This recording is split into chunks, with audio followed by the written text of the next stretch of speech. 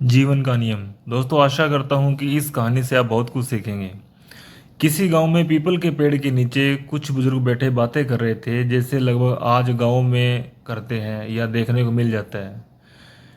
ठीक ऐसे तो वहां पर बैठे एक बुजुर्ग ने कहा कि जिंदगी में हर इंसान का एक नियम होना चाहिए। तो वहां पर एक युवक खड़ा था और वो बुजुर्गों की बातें बड़ी गौर से सुन रहा था और बोला कि काका, क्या नियम होना चाहिए जिंदगी का। तो एक ने कहा कि कुछ भी नियम हो, पर जिंदगी में हर इंसान का एक नियम होना चाहिए। तो दूर सामने एक आदमी सूत कात रहा था, उसे देखकर बोला कि मैं रोज उसे राम राम बोलूंगा। तो उन्होंने कहा ठीक है, बोल लिया कर, राम का नाम लेना भी अच्छी बात है। अब युवक जब भी आए जाए, उसने उस आदमी को राम राम बोलना ही बोलना। ऐसा करते करते दोस्तों लगभग एक साल गुजर गया।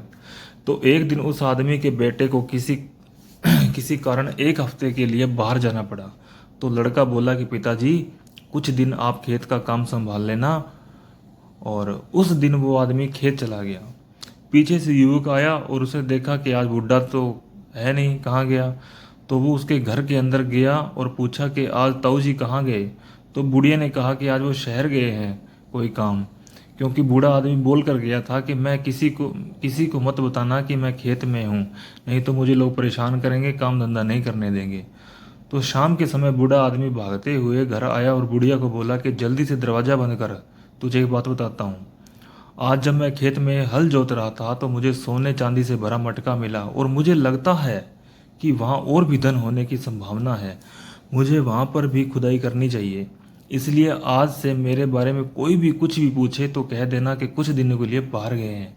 लो जी, अब वो युवक रोज आए, लेकिन ताऊ तो ना मिले। पर घर वालों से पूछे तो बोले बाहर गए हैं। लेकिन उस युवक के मन को तसल्ली नहीं हुई, क्योंकि ताऊ कभी भी इतने दिन घर से बाहर नहीं जाता था। उसने सोचा कोई ना कोई राज तो है, और मन ही मन बोला कि पक्का खेत में ही होगा, और कहीं भी नहीं जा सकता बुढ़ा। लो जी, अब वो युवक चल पड़ा खेत की तरफ। और खेत पहुंचते ही देखा कि बूढ़ा आदमी खेत में काम कर रहा था, लेकिन युवक को क्या पता कि वो उसे खजाना निकाल रहा था। उस युवक ने जैसे ही बूढ़े को देखा तो दोनों हाथ फैलाकर चीखने लगा, ढूंढ लिया, ढूंढ लिया, ढूंढ लिया।